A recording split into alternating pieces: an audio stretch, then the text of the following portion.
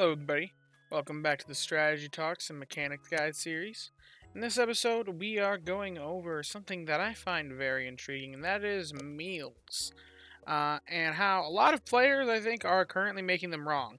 Now, this is going to get into a little bit of why I personally have some issues with the mono ingredient meta. I don't think that it is wrong or bad to follow the mono ingredient meta, but I think that promoting it so heavily as the community does can lead to suboptimal decisions in players that don't have a full understanding of what the mono ingredient meta is trying to do. Now, and I think that this problem that I'm going to be talking about comes from two truths that lead to a wrong conclusion. The first being that the strongest teams make the strongest meals, and the second being that the strongest method or a good method for creating ingredients is mono ingredient specialists. My problem with that is a lot of these higher tier meals result in having 4 different ingredients, and then your 5th team slot is dedicated to a healer. So what do your teams end up looking like if you follow it in the way that you would think? When just hearing those simple facts, you would lead to teams like this. 4 different ingredient specialists to make just whatever the meal is, and then a healer.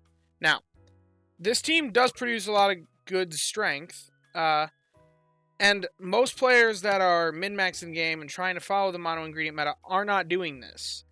But it brings me to my point that if you are following the mono ingredient meta, you should be rotating team slots, because by sacrificing 4 team slots to make the strongest meal in the game is not worth it. At least in my opinion, it is not worth it. Team slots are valuable. And while, yes, the highest meals in the game do produce significantly more strength than, like, the second highest meals in most of the meal categories, not necessarily in desserts. Zing Zap Spice Cola is a shockingly close contender to the Clodsire Eclairs. But aside from this one exception, like, the strongest meals are significantly better than the second highest options. But sacrificing all 4 team slots to that, all 4 flexible team slots to that, to consistently and reliably make that meal, is just so much of an expense that a lot of players don't realize what they're really doing in making those sacrifices. Now, to make this comparison, I just threw together these teams. This one makes the Hidden Power Perk Up Stew, 4 meals a day. It makes about 3.3 million strength in a week. I made this team. It makes the Clodsire Eclairs, 3 meals a day. About 3.4 million strength. And then this team on the end, about another 3.4 million. Now, the numbers, they could look different on your end if you were to generate these exact same teams. What matters though is that I kept the settings all the same for all 3 teams, and for all the teams that I ran through this analysis. If you run these, it'll probably look different because your background settings are probably looking different than what mine are. But these teams are being compared on a fair playing field to each other. Now, so we can see that maybe the maximum you can get from a team that does this, that's just 4 ingredient specialists to make the strongest meal, is maybe going to be 3.5 mil. 3.5 million Snorlax strength per week to produce if you just produce these strongest meals. Now that's pretty insane. If you really consider that literally, if you have these 4 teams, they're going to produce that much strength at all 4 islands, or all 6 islands, as long as you have the maximum island bonus like I accounted for here. But it's going to be pretty much hard capped to that, because the most you can ever get from the meals is the meal's strength times 21 for the week. Well, with some modifiers for extra tasty and things like that. But you get what I'm saying there. It's hard capped to the value of the meal. So realistically, doing this is just excessive, and you have a lot of waste in these excess ingredients. Even if you can somehow consume all the ingredients that your team's outputting, they're significantly weakened by not using those ingredients as part of the base meal. So realistically, the best teams are not the teams that just make the strongest meals. The best teams are the ones that make the most efficient uses of their team slots while still making those best meals. So, for an example, and just for other comparisons, I threw together this berry team, just berry finding S Raichus. Now, the reason why I chose just berry finding S for this analysis, and why you can see that the skill specialist, I just have skill trigger M and S, and for ingredient specialist, I have just ingredient fighting M and S. It's just because that makes 54% bonus on the skill specialist and ingredient specialist, and a 50% boost off base rate for berry specialists. I figured that'd just be like a fair comparison as base. 50% versus 54%, pretty close. So that's why I went with the numbers that I did. It's not perfect, but it's where I got them and why I picked the sub-skills in nature that I did. So, 3.6 mil for these guys with just the berry specialist at the old gold power plant. And these ingredient specialists are already doing worse than just running those berry specialists altogether. Now, I also made, I don't know why I shifted it down here, this team. This is my berry team. Now, you see there's a Gengar here, but I put a Gengar on with berry specialist sub-skills because, realistically, a Gengar can serve like a berry specialist if you give it this. It's not as good as the other ones, as you can see, but it can kind of do that, and I needed a fourth berry specialist. I wanted to make this comparison for a more reasonable all-berry finding berry team, because you wouldn't want to invest in multiple Raichu, ideally, because split candies, that's going to make it more difficult. So this is a much more realistic full berry team. And even the much more realistic full berry team, it still comes in roughly 3.5 mil, which is the same as those simple-minded ingredient specialist teams where you just make one meal all the time. So it's comparable. Now, the berry specialist, technically, if you have the best one, it does perform better. I also wanted to throw the skill specialist in here, give them a little shout out. 3 million. Now, this one doesn't even care about RNG. This isn't as good as the others, but realistically, you can see that all of these are hard capped.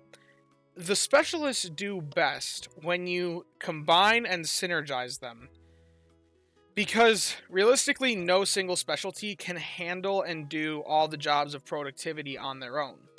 So, and to show that, I created this team as an example.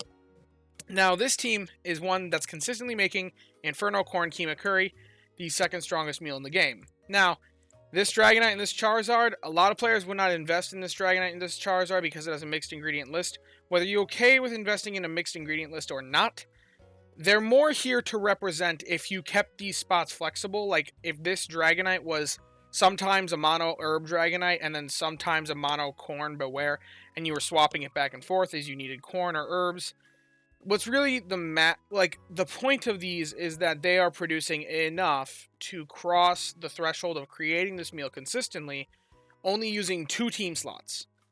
That leaves flexibility for 3 more team slots. Now, I put Cramorant in here as a skill specialist. It is not a skill specialist, but I couldn't use Dedenne because I wanted this to be a fair comparison of how if you separate the specialties to do what they do and try to get all jobs covered, then it comes out to be the strongest strength. And if I put Dedenne in here, it would have Electric Favored Berry, which then it would be contributing a decent amount of berry strength, and I didn't want it to do that.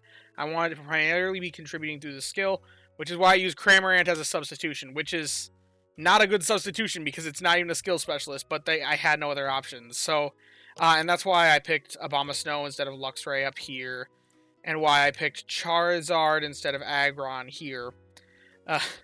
So, we got Cramorant, and even with using a Cramorant for the berries, or for the skill, it's coming out stronger than it does with just all of one type of specialist. So, realistically, don't be forgetting about your other specialists. Don't put all your team slots to just ingredient mons or just berry mons, but this team is making 3.8 million. And it's not making the strongest dish in the game. It's making the second strongest curry, which is the fifth strongest dish in the game. No, 6th. It's the 6th strongest dish in the game. And yet, this team is the best one that we made a comparison on so far. is one that uses just 2 team slots for a weaker dish. So it's not about making the strongest dish. That's not what makes up the strongest teams.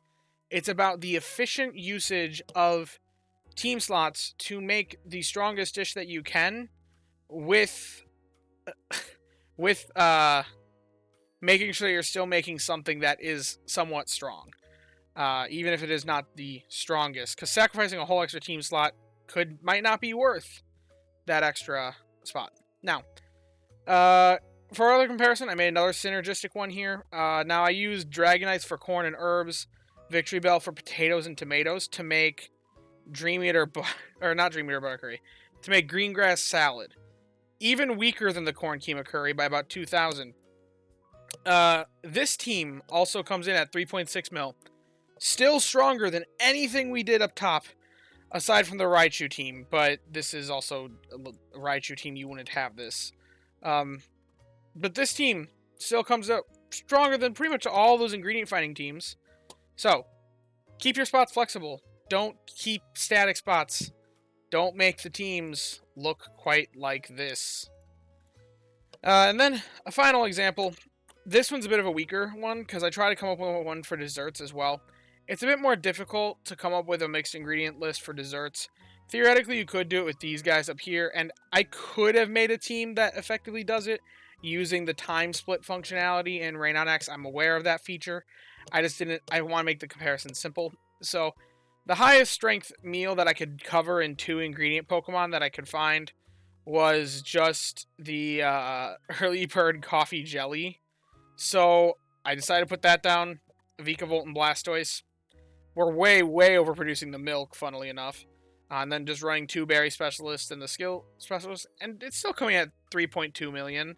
But if I break my rules a little bit and allow, say, because this doesn't really take that much milk, allow, say, a skill specialist to produce the milk instead of an ingredient specialist, I can kind of flex that a little bit and also let them get favorite berry as well. And just put a Jolteon in here. 3.6 mil. So, as you can see, no specialty is the best. No specialty can make the strongest teams on their own. It is only when you use your specialists wisely to do what they do best in conjunction with the other specialists to do strongly. Now, one note that I will say, generalists like Golduck, it's never going to be the best option, realistically, just because what they do is, like, what they're good at is being a jack of all trades, master of none. But I still think it's a good idea to have one of these guys, even though they're not the best in any given situation, because you're not going to have the best in every situation. So having a nice generalist to fill that extra slot, these guys are still useful, even though it came out the weakest. Just don't make a full team of them, because a full team of them is not... I mean, it's good. Master 12 at Old Gold Power Plant is nothing to scoff at. But you're going to have better luck doing something a bit more interesting than that. Because I would say that all of these teams are kind of more interesting than this, except for maybe this. This one's also kind of lame. But anyway. Yeah, if you have enjoyed the video, be sure to leave a like and subscribe if you learned something especially. Come join us in the Discord. That's going to be linked in the description. It's always fun to have more of you come join and hang out with us. We have great discussions about Pokemon Sleep in there. And, yeah, lots of advice going around. Yeah, as always, thank you guys for watching, and I hope that you all have a wonderful day. Bye-bye now.